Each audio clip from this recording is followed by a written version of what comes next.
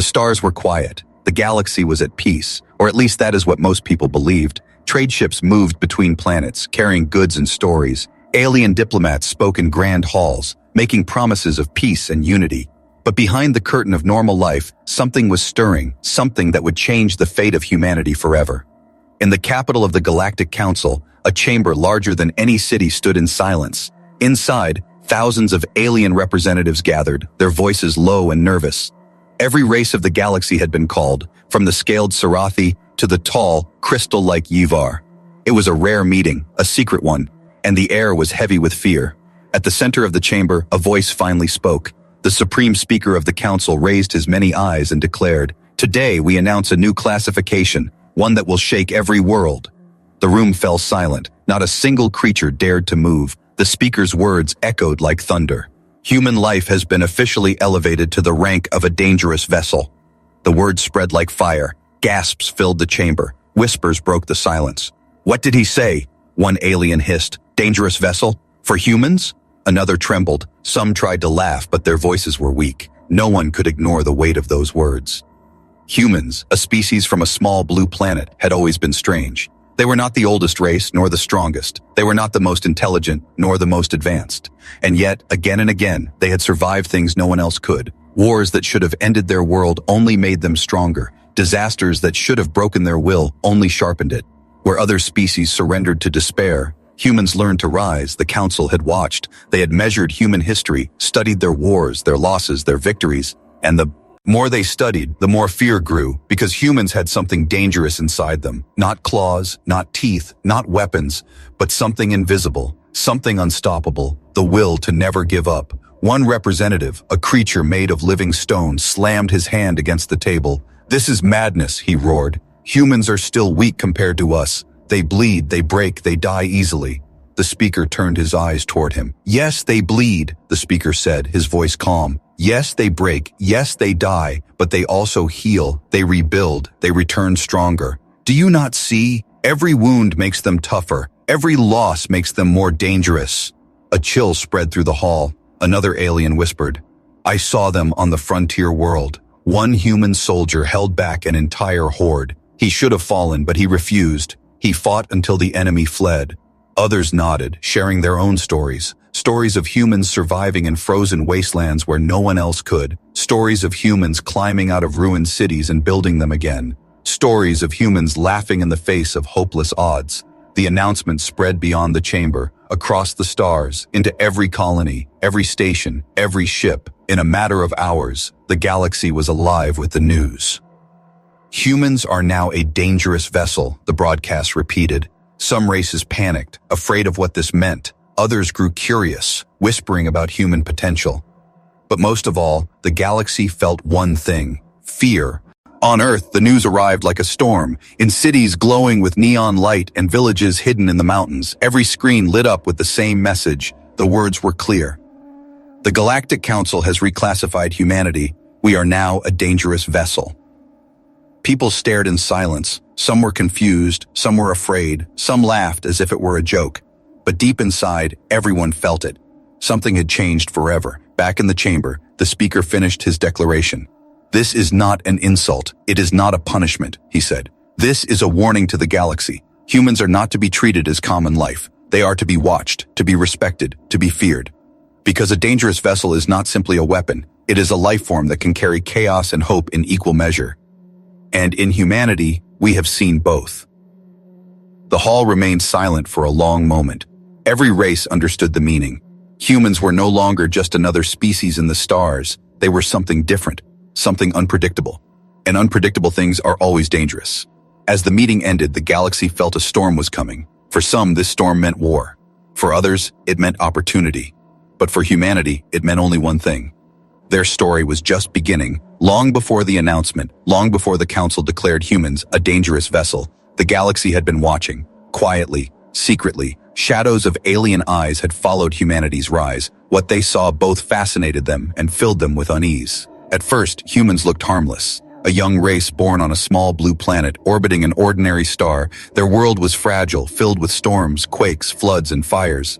By all logic, such a species should have perished long ago. But humans did not perish, they adapted. Each disaster became a lesson. Each trial became a story. Their history was not one of peace, but of survival. The Council archives recorded endless wars on Earth, empires rising and falling, nations clashing, generations spilling blood for land, for power, for ideas. And yet through it all, humans endured. When famine came, they invented new ways to grow food. When disease swept across the land, they created medicine. When enemies tried to erase them, they stood again and again. To outsiders, this looked like chaos. But to those who studied deeper, it was something more, an endless cycle of struggle that forged resilience.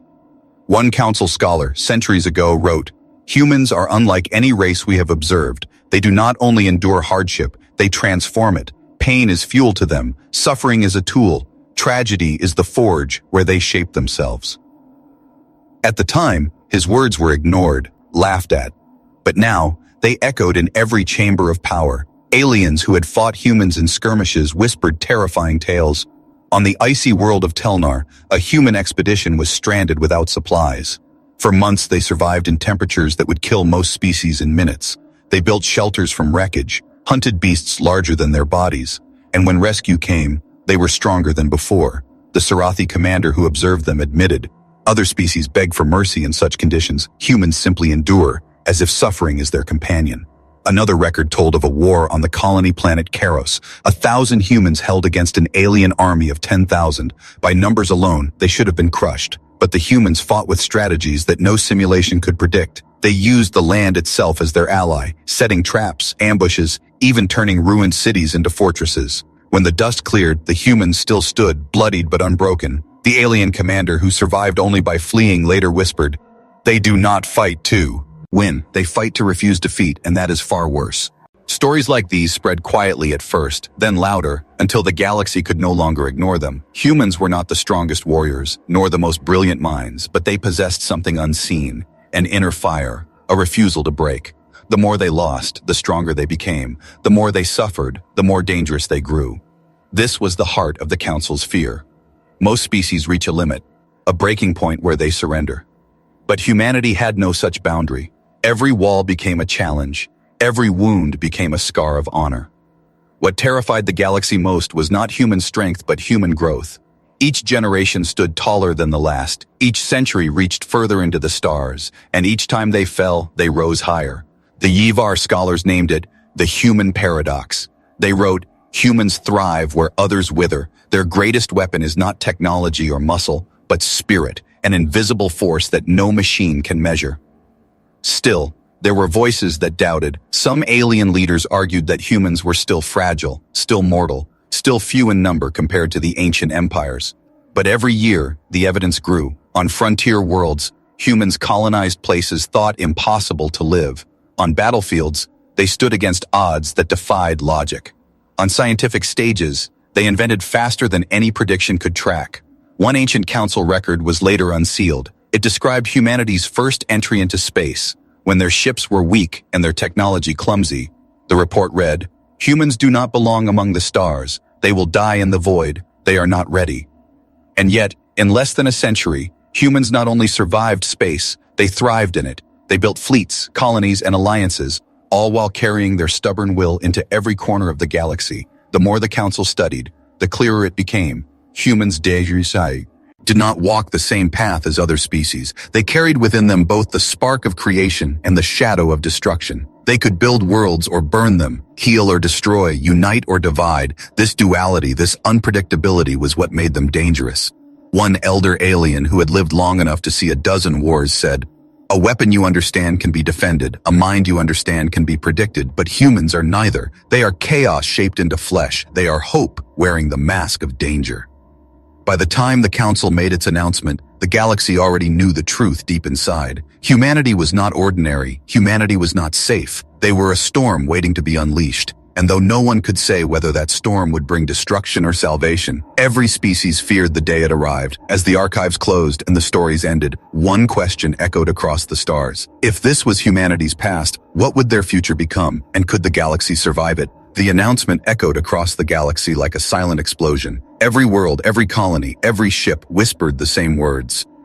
Humans have been declared a dangerous vessel. Some dismissed it as politics, Some laughed as if it were a mistake. But deep inside, fear began to grow, and fear spreads faster than light. In the dark corners of space, secret meetings were held. Alien leaders gathered in hidden chambers, their voices low and trembling. The Sarathi, a warrior race with scales of iron, were the first to speak. "They are still weak," hissed their general, his claws scratching the table. "They bleed too easily. They break too quickly. They die in numbers. We can crush them if we act now." But his words were not met with agreement. Across the chamber, a Yivar elder, glowing like crystal, shook her head slowly. "You do not understand," she whispered. "They do not fear our death. The way we do, they do not break the way we do. Their weakness is an illusion. Their wounds are only fuel." The chamber grew restless, voices rising. Some demanded that humans must be contained before it was too late. Others feared that such action would ignite war, a war none were prepared to fight, because deep in their hearts many had seen what humans could do, and the memory haunted them. On the frontier world of Veyron, a single human outpost had held against 3 alien clans. For weeks the humans fought without sleep, without reinforcements. When their weapons broke, they built new ones from scrap. When their walls fell, they fought among the ruins. When their leaders died, new leaders rose from the crowd. By the time the enemy retreated, the outpost was ash, but the humans still stood, bloodied, scarred, unbroken. To many alien commanders, that story was more frightening than an entire fleet. The Arcan, a species known for their cold logic, analyzed human behavior like a machine. Their conclusion chilled the council. Humans are the only species that grow stronger through loss. If you kill one, another will rise more determined. If you destroy 10, 100 will rise. You cannot erase them. You can only awaken them. For the first time in centuries, the Arcan admitted fear. In another meeting, the Korath, a species of vast size and power, spoke with arrogance. "They are insects," their leader boomed, his voice shaking the hall. "They crawl, they bite, but they are still insects. We could burn their worlds in a day." But even as he spoke, his words rang hollow, because the Korath remembered their own defeat at human hands. On the world of Deros, their giant armies had marched with pride.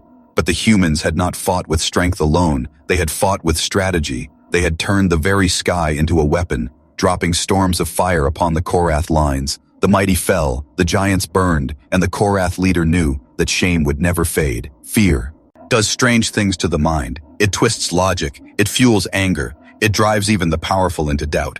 In the great cities of the galaxy, ordinary citizens whispered about humans. Mothers pulled their children close when a human walked past. Merchants charged higher prices. Soldiers kept their weapons ready. Everywhere, suspicion grew. To some, humans were monsters. To others, they were legends in the making. But to all, they were dangerous. Not every voice in the galaxy was against humanity. Some races saw something different. The Luri, small and peaceful, had once been saved by a group of human explorers when their colony ship was failing. "They risked everything for us," the Luri ambassador said in tears. "No other race would have done so. They are dangerous, yes, but they are also protectors. They are hope itself." Her words touched some, but fear drowned them out. Because in times of uncertainty, hope is often weaker than fear. The Galactic Council itself was divided. Half demanded strict laws on human expansion. Others argued such control would only provoke rebellion. The speaker listened in silence, but his many eyes revealed concern. For he, more than anyone, knew what was at stake. A choice had to be made: contain humanity or prepare for what they might become. Outside the chambers of power, whispers became rumors. Rumors became warnings, and warnings became terror. Entire fleets were placed on alert, armies mobilized. Some species prepared weapons designed only to face humans. Others began secret negotiations, hoping to stand beside them rather than against them. The galaxy split in two, fear pulling it apart. But fear is a strange teacher, for while aliens debated and trembled, humanity itself did not change. On Earth, people still built, still dreamed, still reached for the stars. They did not know of the secret meetings, the whispers in the dark. But soon they would, and when they did, the galaxy would learn a truth more terrifying than any rumor. Humans were not afraid, and that made the galaxy even more afraid of them. The council could not agree. Some demanded humanity be contained, others whispered that war would be foolish. The arguments lasted for days, echoing through the endless chambers of the council. Finally, the speaker raised his voice. "There is only one way to end this doubt," he declared. "We will test them." The words spread quickly. Every representative leaned forward, their eyes wide. "What kind of test?" someone asked nervously. The speaker's many eyes darkened. "A trial of survival," he answered. "If they are truly a dangerous vessel, they will reveal it. If not, then fear will fade." Within weeks, The Council created the simulation. It was designed to crush even the strongest of species, a sealed world shaped by machines, filled with deserts of fire, oceans of poison, storms that never rested. Creatures built in laboratories were released there, predators faster, stronger, and hungrier than any natural beast. No weapons were given, no tools, only the bare hands of those who entered. It was not a trial of strength alone, but of will. And it was meant to prove one thing, that humans would finally break. A message was sent to Earth. One small crew was chosen, 5 humans from different worlds, soldiers, explorers, even a medic, each with different skills. They were told only this: the Council demands your trial, pass it, and your people will gain respect. Fail it, and humanity will be contained. The humans exchanged glances, fear in their eyes, but behind the fear, something else burned: determination. When they entered the trial, the galaxy watched. Billions of screens lit up, from the crystal towers of the Yvar to the deep caverns of the Sarathi. Every species leaned forward, eager to see humanity fail. The desert world came alive as the 5 humans were dropped into the sand. No weapons, no shelter, only the burning sun and endless dunes. The first day, it's brutal. Heat burned their skin, hunger gnawed at their bodies, thirst cracked their lips. One alien commentator laughed. "They will not last a week," he sneered. But the humans did not surrender. They walked, they searched, they argued, they fought with each other. Yet in the end, they shared water from a single cracked container. They carried the weakest among them, where another species would have split apart. The humans pulled together. On the 3rd night, the predators came, massive beasts with jaws like stone and eyes glowing in the dark. The humans had no blades, no guns, and yet they fought. They sharpened rocks into weapons, built fires from scraps, and when the beasts charged, they stood shoulder to shoulder. 3 were wounded, 1 nearly torn apart. But the creatures fell. The audience gasped. "No one was supposed to survive that," whispered a Sarathi general, his scales trembling. Days turned into weeks. The simulation shifted. Deserts became frozen wastelands, then poisonous swamps, then mountains filled with storms. Each stage was crafted to break the mind and the body. The Council expected despair, collapse, surrender, but humanity refused. When storms tore down their shelters, they built stronger ones. When poison filled the air, they crafted filters from scraps. When one of them fell, the others carried him. Even in pain, even in hunger, they laughed together, cursed together, refused to give in together. One council member whispered, "They should be dead. Every calculation predicted their end. Why do they still rise?" Another answered with trembling words, "Because they are human, and humans do not follow calculations." On the final day of the trial, the humans reached the center of the simulation. A tower stood there, built by the council to mark the end. Only one final challenge remained. The ground split open, revealing a monster larger than any before. Its roar shook the mountains. Its shadow covered the land. The audience held its breath, certain this was the end. But the humans did not run. They looked at each other, nodded once, and attacked, with broken weapons, with bleeding hands, with fire in their eyes. The battle lasted hours, each human falling, rising, fighting again. Finally, with one last strike, the beast collapsed, and the humans, battered and broken, stood victorious. Silence filled the galaxy. No one spoke. No one moved. For the first time, every alien watching understood what the council feared. It was not human strength, not human intelligence. It was their refusal to stop, their refusal to surrender, their refusal to die. The speaker stood in the chamber, his voice low. "The trial was meant to reveal their weakness," he said slowly, "but instead it has revealed their truth. They are not only survivors, they are defiance itself, and that makes them more dangerous than we ever imagined." Across the galaxy, fear turned into something sharper. Some species whispered of war, others of alliance, but none could deny the truth anymore. Humanity had faced the impossible, and they had won. And everyone knew this was only the beginning. The trial was over. The humans had survived what no species was ever meant to survive. The galaxy had watched with wide eyes, unable to believe what they had seen. 5 humans had faced storms, poison, monsters, and death itself, and yet they had not surrendered. They had risen again and again, until victory was theirs. In the great chamber of the council, silence ruled. Every representative waited for the speaker to speak. At l'instant, he rose, his many eyes reflecting the dim light, his voice carried across the chamber like thunder. "Now you understand why they are called dangerous." But he was not finished. The speaker raised a hand, silencing the whispers of the crowd. "You believe this is about their strength, their violence, their power," he said slowly. "But you are wrong. Strength alone does not make them dangerous. Many species are strong, many fight with fury, many wield weapons that can shatter worlds. The chamber leaned forward, listening. What makes humanity different is something deeper, something invisible, something no machine can measure. He pointed toward the recordings of the trial, still flickering in the air. Did you see how they carried the wounded, even when it slowed them? Did you see how they built hope from nothing? Did you see how they refused despair, even when death was certain? This is what we fear, not their hands, but their spirit, not their weapons, but their will. The word spread through the chamber like fire. A dangerous vessel was not just a fighter, not just a killer. It was a being that carried two forces inside, chaos and hope.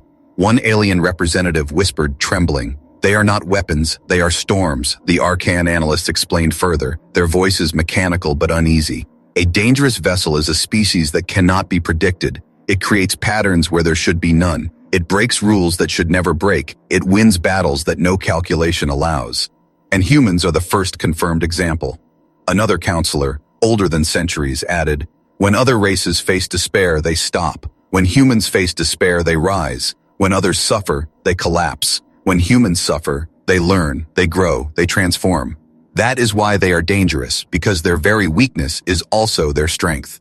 The Sarathi general slammed his claws on the table, his voice rising. "Then we must strike now, while they are still small, before they spread further." But the Yivar elder shook her crystal head. "Fool, striking them will only make them stronger. Every death we bring them will become a seed of vengeance. Every wound we give will harden them further. We cannot destroy them. We can only choose how we stand before them."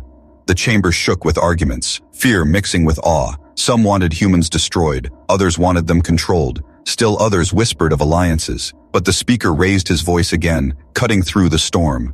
"You must all understand," he declared. "Humanity is not simply a threat. They are possibility itself. They can become saviors or destroyers, builders or ruiners, heroes or tyrants. They are chaos bound to flesh, destiny bound to will. And that is what makes them a dangerous vessel." In the cities of the galaxy, the message spread. To ordinary citizens, the words were strange. Some laughed, some trembled. Some began to look at humans with new eyes. On frontier colonies, soldiers whispered, "Dangerous vessel means they cannot be broken." In trading hubs, merchants muttered, "It means their hunger will never end. They will keep reaching, keep taking." And in quiet homes, mothers warned their children, "Do not provoke them, do not test them. They are storms in human shape." On Earth, the reaction was different. The humans watched the announcement replayed on every screen. Some felt pride, others confusion, some fear, but many smiled grimly. For deep inside, they already knew what the Council had just discovered. They had always carried this will, this fire, this chaos. It was what pushed them through centuries of war and hardship. It was what drove them into the stars. And now, the galaxy had finally given it a name in the Council seat. Hamber. The speaker's final words rang out. "Remember this truth. A dangerous vessel is not one you can command, not one you can cage, not one you can erase. They are storms you cannot predict, rivers you cannot dam, flames you cannot control. And humanity is the greatest storm of all." Silence followed, heavy and endless. For the first time in history, every race in the galaxy agreed on one thing. Humanity was no longer ordinary. Humanity was something far more. And in that silence, the galaxy realized a terrifying truth. The future now belonged to them. Whether as destroyers or as saviors, humanity would decide, and no one could stop it. The Council's declaration spread like a firestorm. The words, "dangerous vessel," were repeated in every language of the stars. And with those words came fear, confusion, and conflict. The galaxy could no longer look at humans as ordinary. They were now something unpredictable, something that could shape destiny itself. In the days that followed, leaders of empires gathered in hidden halls. Each race debated the same question. What do we do with humanity? The Sarathi were the first to shout for action. In their war camps, generals slammed claws against metal tables. "They are storms waiting to rise," one commander growled. "If we strike now, we can erase them before they spread further, crush Earth, burn their colonies, end the threat before it grows beyond control." Many Sarathi nodded, their hearts driven by fear and pride, but deep inside, even they remembered the outposts, the battles, the scars left by humans. Destroying them would not be as easy as words. The Yivar, shining like crystal towers, whispered a different path. "To destroy them is to invite disaster," one elder spoke, her voice calm but heavy. Every blow we strike against them will only make them stronger. Every death will plant seeds of vengeance. Every wound will become a lesson. If we try to kill them, we will only teach them how to defeat us."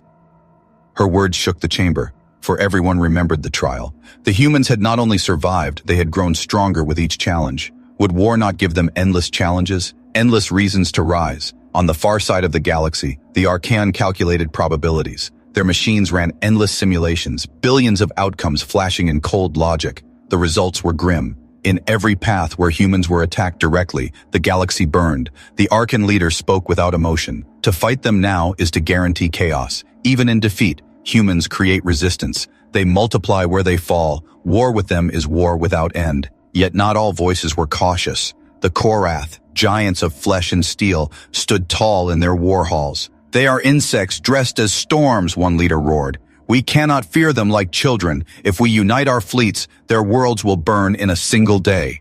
His words echoed with pride, but behind his eyes lay doubt.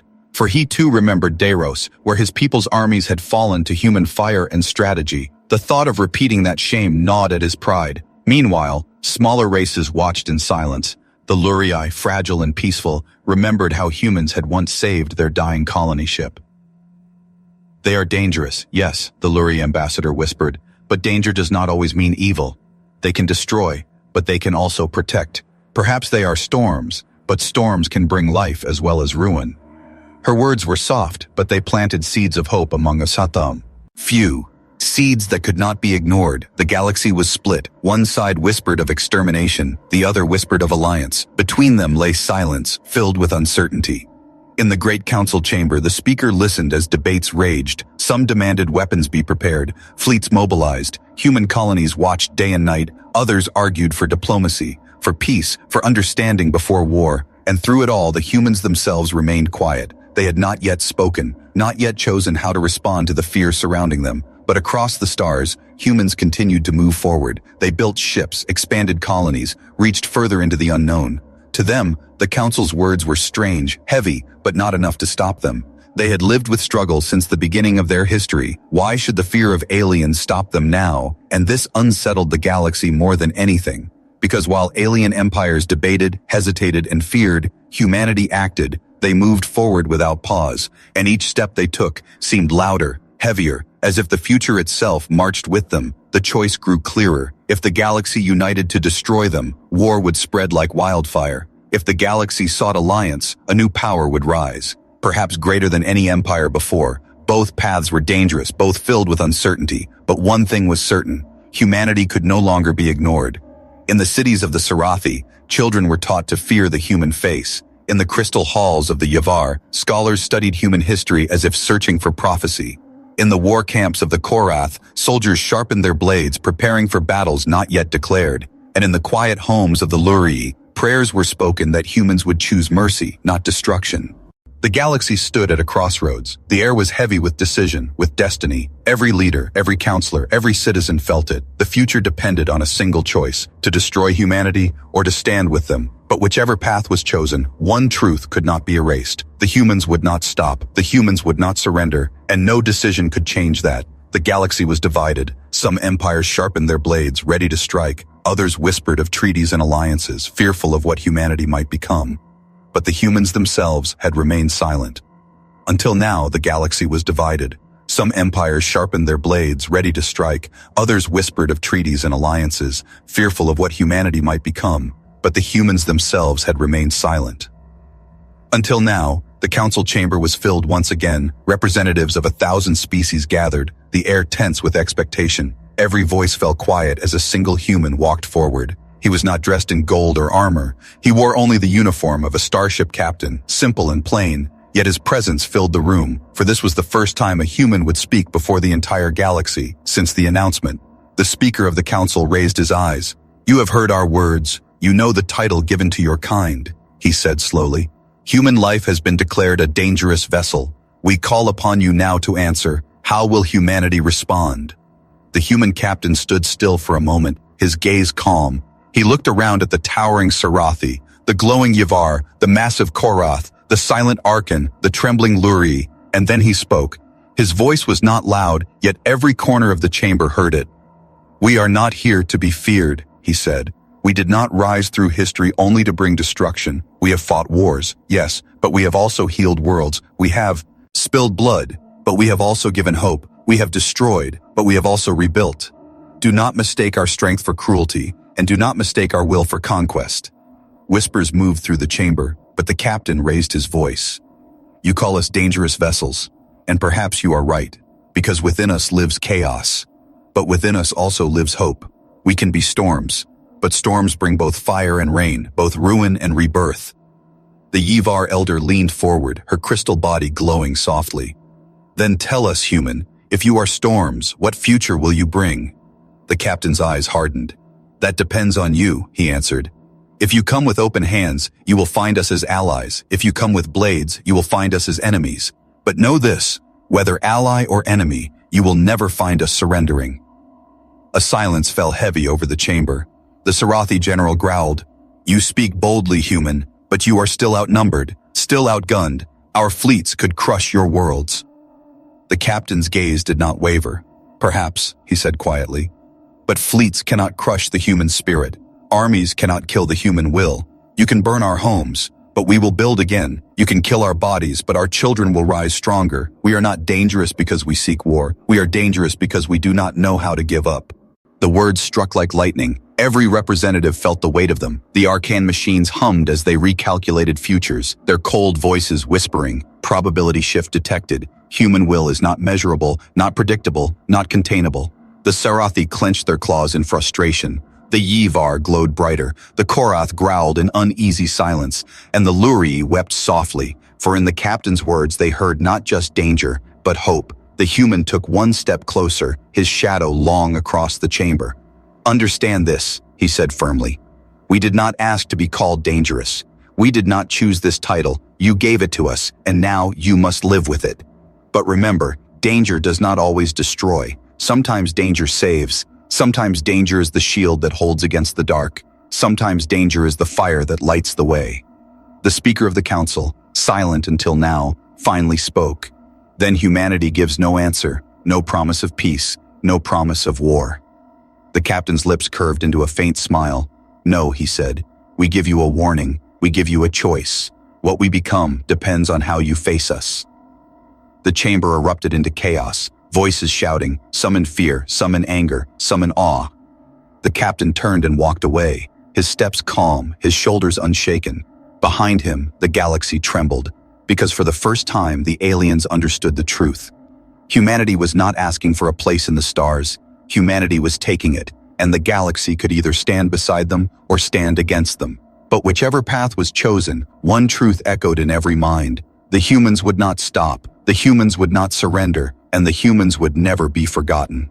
The chamber lights dimmed as the captain's figure disappeared into the shadows, and in the silence that followed, the galaxy realized its greatest fear. The age of humanity had just begun.